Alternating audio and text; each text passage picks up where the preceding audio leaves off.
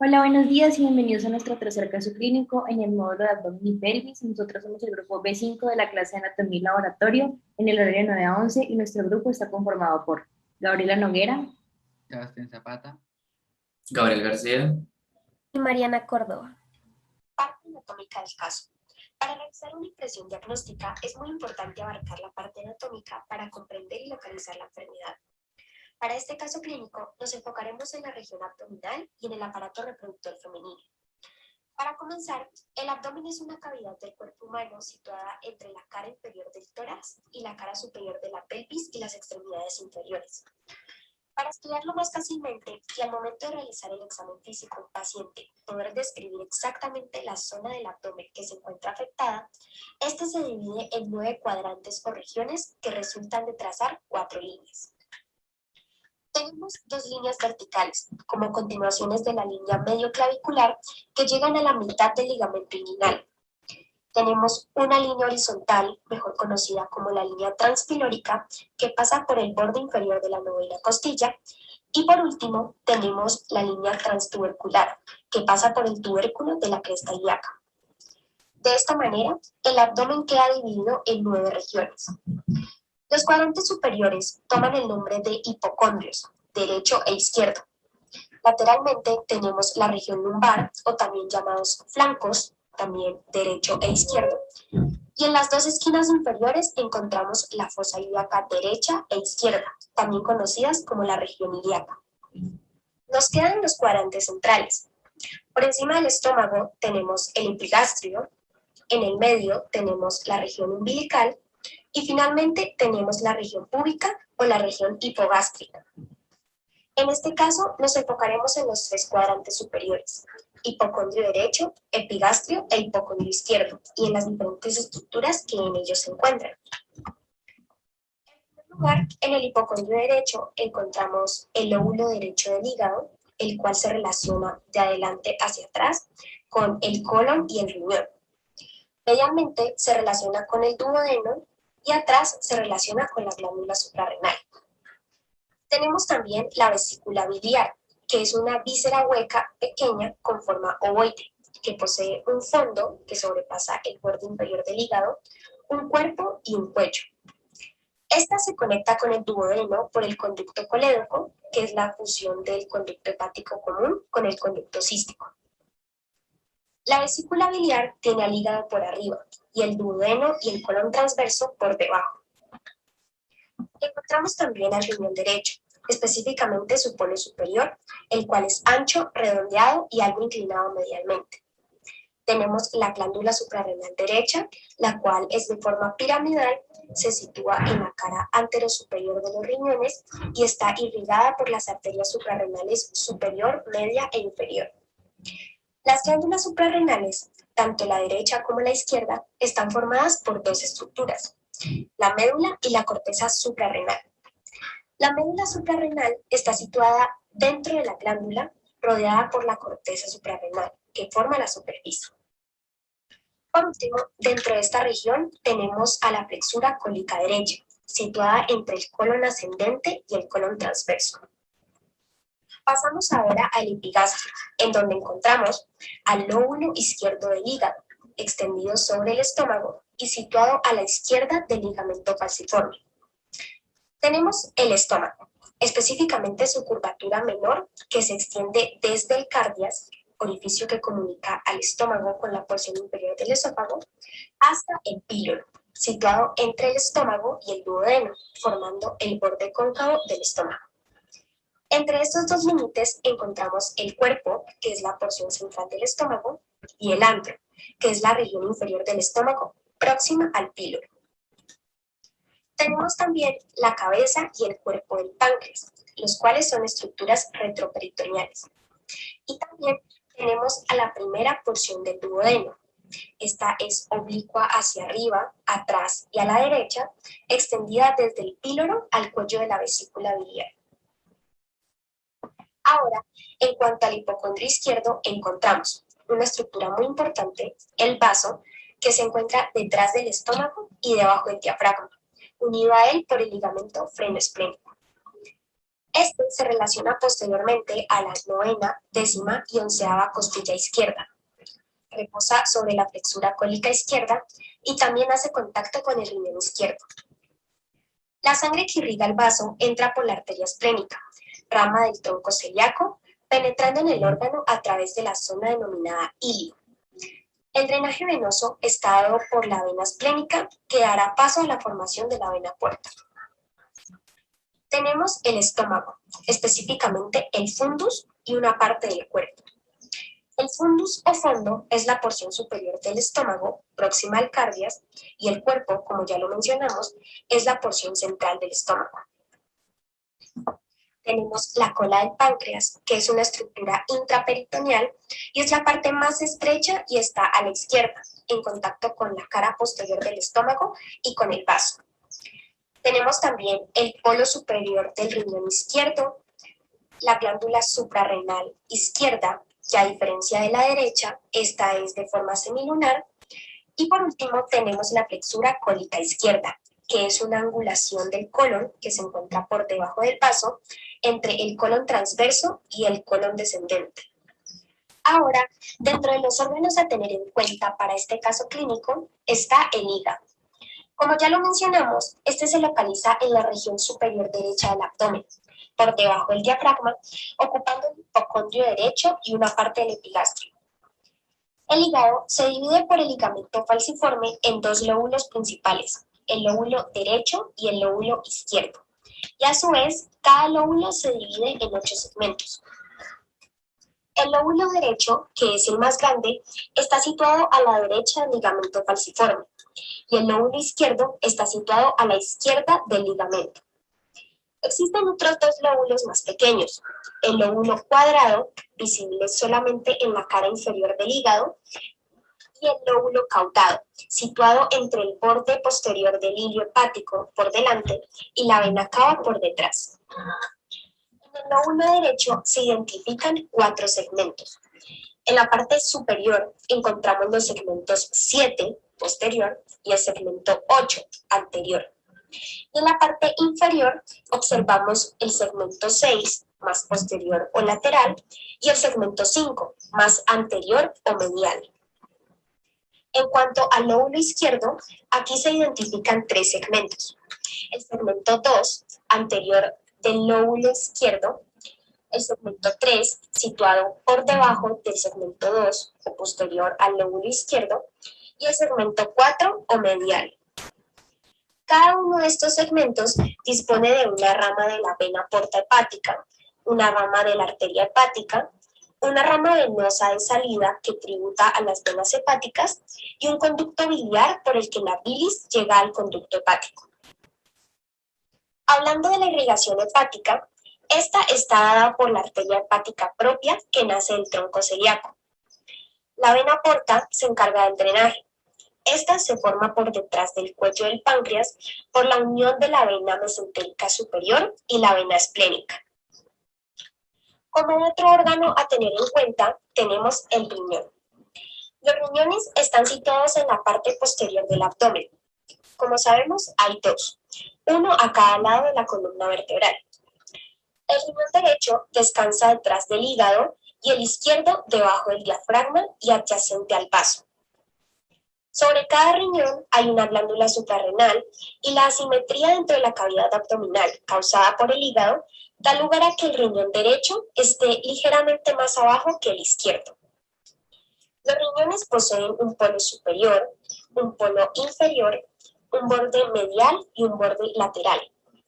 Tienen un lado cóncavo y otro convexo. En la porción cóncava que mira hacia adentro, hay una región central llamada ilio por la cual entra en el riñón la arteria renal y sale la vena renal y la pelvis renal que se continúa con el uréter.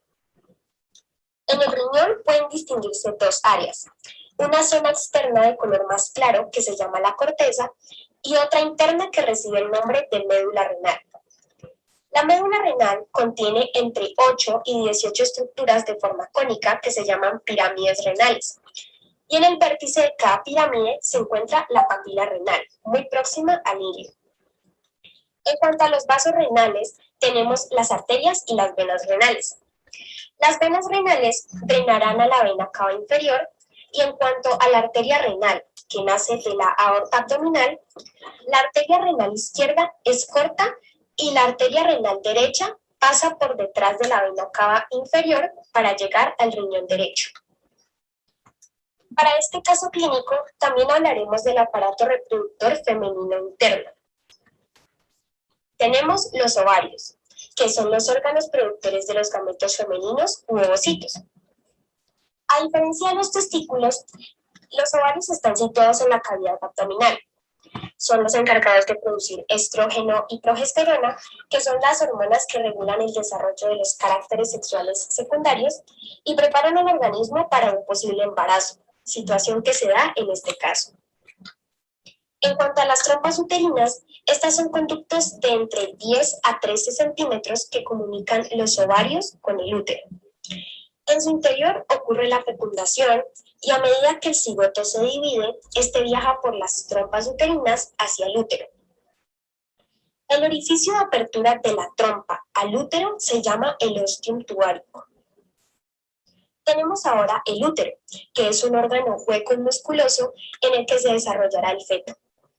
La pared interior del útero es el endometrio, el cual presenta cambios cíclicos menstruales relacionados con el efecto de los estrógenos, y también tenemos el miometrio, que es la capa muscular más gruesa del cuerpo uterino, cuya función es expandirse durante el embarazo para permitir contraerse durante el parto, con las famosas contracciones. Por último, está la vagina, que es un canal que se comunica con el exterior y es el conducto por donde entran los espermatozoides. Su función es recibir al pene durante el coito o la relación sexual y dar salida al bebé durante el parto. La irrigación sanguínea de los genitales internos está dada fundamentalmente por la arteria uterina, rama de la arteria hipogástrica y también de la arteria ovárica, rama de la aorta. Descripción del caso clínico. Sabemos de la paciente femenina Ángela María Buitrago, con 18 años, procedente de Cali, que ingresa por primera vez al servicio de urgencias el día 8 de mayo del 2021. Ángela María es una joven embarazada que fue remitida a la Fundación por Hipertensión y Dolor Abdominal, que de forma responsable acude a los controles prenatales en el mismo instante que experimenta las ausencias de menstruación. Cabe decir que es una paciente con aborto registrado y con un estado actual del bebé de 34 semanas de gestación. Conocer la edad gestacional es importante para poder calcular la fecha posible del parto, aunque también para realizar las pruebas del control del embarazo en fechas correspondientes. De este modo se permite comprobar que el crecimiento del feto es el correcto durante las semanas del embarazo. Además, refirió haber realizado controles prenatales en el Hospital Carlos Trujillo. Aporta su carnet donde se registran estos controles. A pesar de mostrar una presión arterial dentro de rangos adecuados, se encuentran fibras tensionales elevadas asociadas a síntomas como náuseas, fosfenos, que es la sensación de ver muchas luminosas. Cefalia fuerte de tipo frontal, epigastralgia se define como el dolor del epigastrio y visión borrosa que se ha notado desde hace 3 días. También se registra una proteinuria positiva. Esto quiere decir la presencia de proteína en la orina, que se refiere a una excreción urinaria de esta superior a 150 miligramos en 24 horas. La preeclampsia como diagnóstico es correcto, ya que esta afección se presenta en las mujeres a quienes le diagnosticaron presión arterial alta crónica antes del embarazo y que luego desarrollan un empeoramiento de la presión arterial alta y proteína en la orina.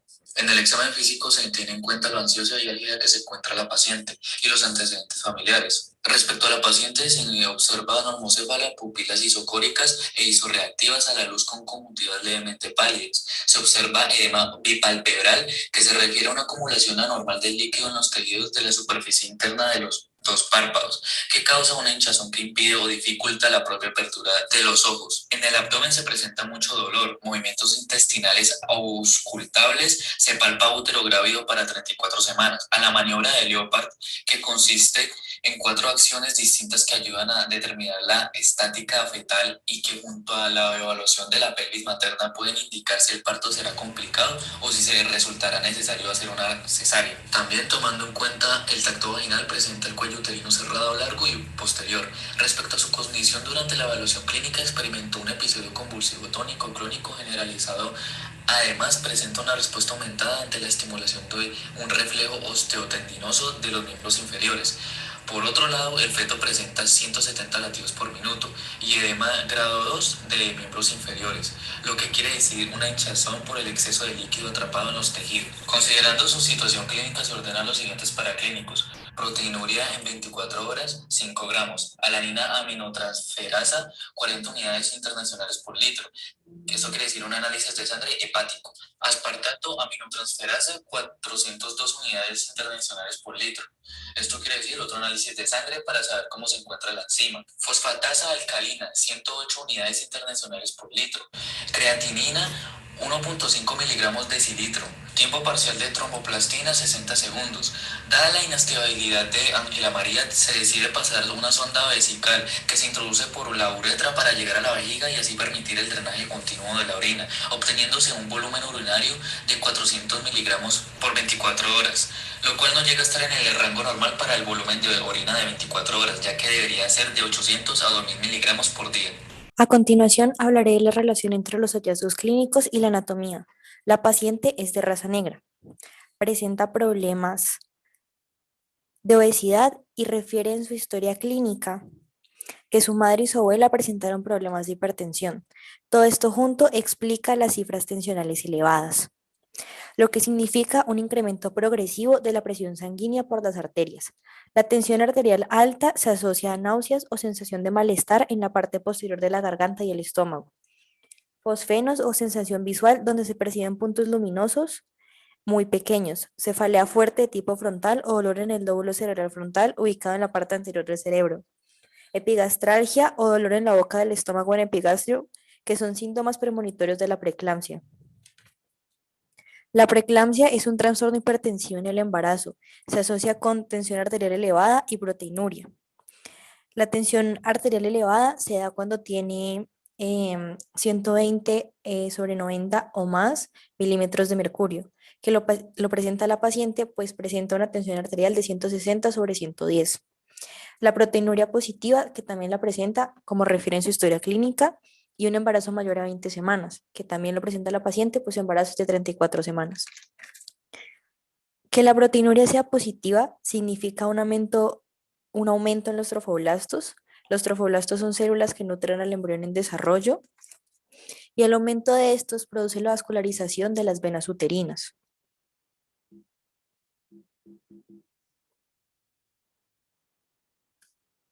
Asociados a la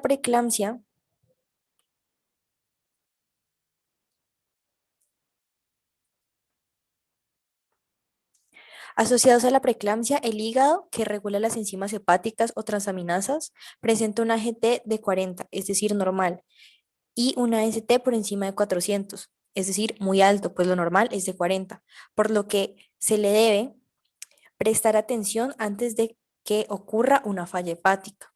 El edema palpebral o hinchazón en ambos párpados se asocia con el trastorno hipertensivo.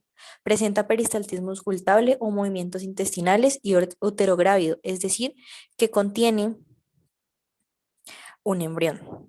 La paciente presenta un episodio convulsivo tónico-clónico generalizado que compromete un área normal del cerebro que envía ráfagas de electricidad al resto del cuerpo. Con tónico-clónico refiere a las fases que ocurren durante la convulsión. La fase tónica causa rigidez muscular y la fase clónica refiere a contracciones musculares repetitivas, que se asocian directamente con la eclampsia, que se explicará más adelante. Por otro lado, al evaluar la creatinina alta, se debe prestar atención a los riñones, pues por la hipertensión puede terminar en un fallo renal, si no se trata con medicamentos. El vaso también tiende a inflamarse, ocasionando que las plaquetas bajen. Todas estas complicaciones están relacionadas con la eclampsia. Si se dejan avanzar, puede ocasionar una falla multisistémica. De la eclampsia hablaremos a continuación. A continuación, nuestras impresiones diagnósticas. Como primera impresión diagnóstica, preeclampsia. Estas se presentan alrededor del 3 al 7% de los embarazos. La preeclampsia es una complicación del embarazo caracterizada por presión arterial alta y signos de daños en otros sistemas de órganos, frecuentemente el hígado y los riñones. Generalmente la preeclampsia comienza después de las 20 semanas de embarazo en mujeres cuya presión arterial había sido normal. Si la presión arterial excede los 140/90 o es mayor, es decir, alta, se debe iniciar un seguimiento. La presión se debe documentar en dos ocasiones, con al menos 4 horas de diferencia para así identificar si es anormal.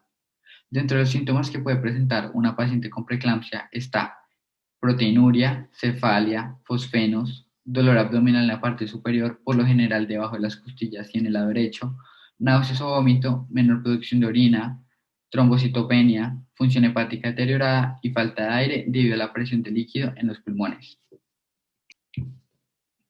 Nuestra segunda impresión diagnóstica es el síndrome de HELLP. Es una complicación que se puede presentar durante el embarazo caracterizada por lo que traducen sus siglas HELP: hemólisis, la descomposición de los glóbulos rojos, elevated liver enzymes, enzimas hepáticas elevadas, que provoca cambios en la forma como funciona el hígado, y low platelets, nivel bajo de las plaquetas, células de la sangre que ayudan a que ésta se coagule para controlar el sangrado. Este síndrome se presenta aproximadamente entre 1 a 2 de cada 1000 embarazos. En las mujeres con preeclampsia o eclampsia, la afección se desarrolla del 10 al 20%. Casi siempre el síndrome se presenta durante el tercer trimestre del embarazo. Provoca la descomposición de los glóbulos rojos de la sangre. También causa problemas hepáticos, de sangrado y de presión arterial.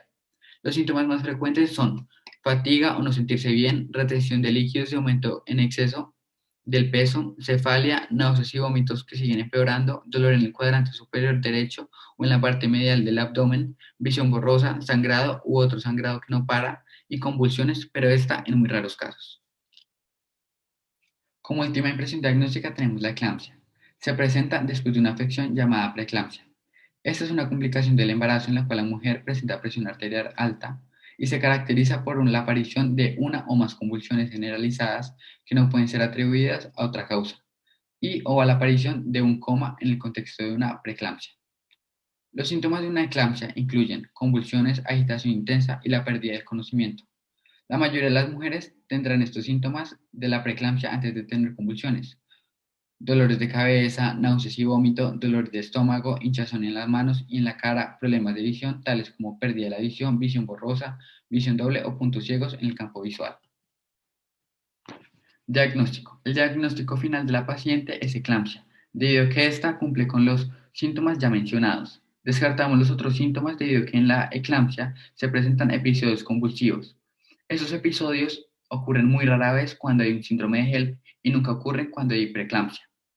Adicionalmente, se descartó el síndrome de HELP debido a que no contamos en la historia clínica con el recuento de plaquetas de la paciente, que es un indicador obligatorio para poder diagnosticar síndrome de HELP.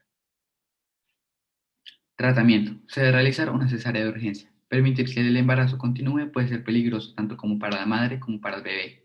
Este procedimiento comienza practicando una incisión en la piel con un bisturí frío. Esta incisión puede ser vertical u horizontal. Se separa la grasa abdominal, luego se corta la aponeurosis, que es una región formada por diferentes tejidos conectivos que se encargan de proteger a los músculos. Posterior a esto se separa la fascia, una membrana que recubre los músculos de la cara anterior, de los músculos rectos anteriores del abdomen, y se separa los músculos abdominales. Estos no se cortan. Luego se desgarra con los dedos el peritoneo, que es un tejido que recubre la pared abdominal y la mayor parte de los órganos en el abdomen. Una vez alcanzado la cavidad uterina, se hace una incisión en el útero y en la bolsa amniótica, para permitir que den el líquido amniótico y así poder extraer al bebé. Tras el nacimiento del bebé se procede a cortar el cordón umbilical y sacar la placenta. Antes de cerrar es necesario comprobar que el útero esté vacío, no presente desgarros ni restos de placenta. Continuando con el procedimiento, se procede a suturar el útero con una sutura reabsorbible y después se irán reparando todas las capas que han sido seccionadas hasta llegar a la piel. El cierre de la piel se hará mediante grapas, una sutura con grapas o una sutura continua. Para terminar, se cubre la zona con un apósito. Antes de realizar la cesárea, es importante que se le suministren medicamentos para prevenir convulsiones a la paciente. Esos medicamentos se denominan como anticonvulsivos. También medicamentos para disminuir la presión arterial, llamados antihipertensivos. Como conclusión, para nuestro caso clínico, podemos decir que para evaluar la situación de la paciente y su bebé se deben tomar en cuenta bastantes estudios y síntomas del paciente para lograr un posible diagnóstico y para así encontrar el mejor tratamiento y solución a sus problemas. Otra conclusión para esta actividad es que se necesitan saberes anatómicos y embriológicos para entender de la mejor manera este caso clínico, ya que de esta manera nos permite ser muy específicos frente a sintomatologías y nuestro posible diagnóstico, y así brindarle la mejor solución a su problema. También es muy importante saber el estado del bebé, es igual de importante que el de la madre, ya que los síntomas que tengan pueden afectar de cualquier modo, así que hay que estar en constante monitoreo para brindarles la mejor atención.